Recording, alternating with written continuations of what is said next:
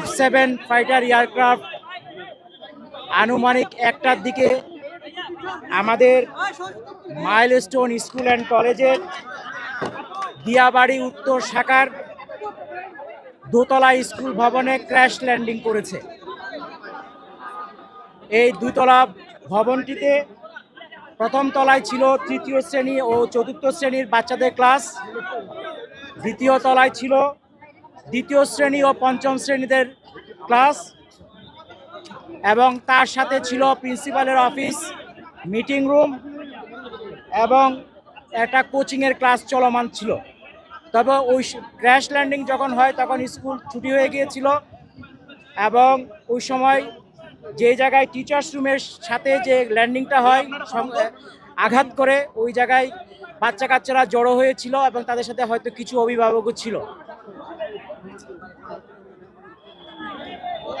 আমরা fire service and civil defence crash landing হয়েছে আনুমানিক 1টার দিকে, 1:08-এর মধ্যে আমরা খবর পাই এবং আমাদের 1:22-এর মধ্যে দ্রুত আমাদের এখানে ইউনিট পৌঁছে যায় এবং উদ্ধার কার্যক্রম শুরু করে।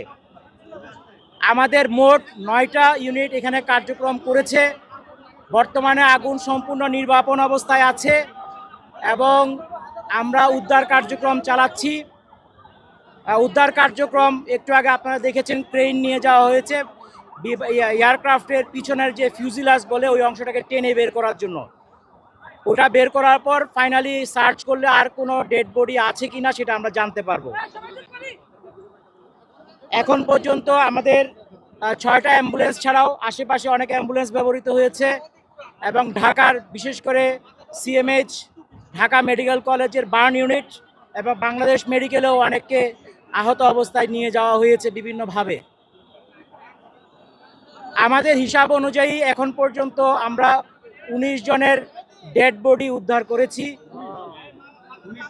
এবং তারা বিভিন্ন হাসপাতালে আছে। এগুলি হিসাবটা চলমান আছে, যেহেতু দ্রুত উদ্ধার করে পাঠানো হয়েছে। এখানে সেনাবাহিনী এবং আমাদের ফায়ার সার্ভিস এবং অন্যান্য পুলিশ সবাই মিলে আমাদের সহযোগিতা করেছে এবং র্যাবও এখানে উপস্থিত ছিল।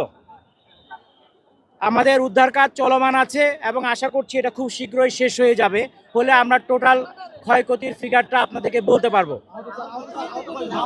আহত আমাদের ধারণা অনুযায়ী আমরা টোটাল হিসাবটা এখনো চলমান আছে, তবে আনুমানিক এটা 50-এর উপরে হবে।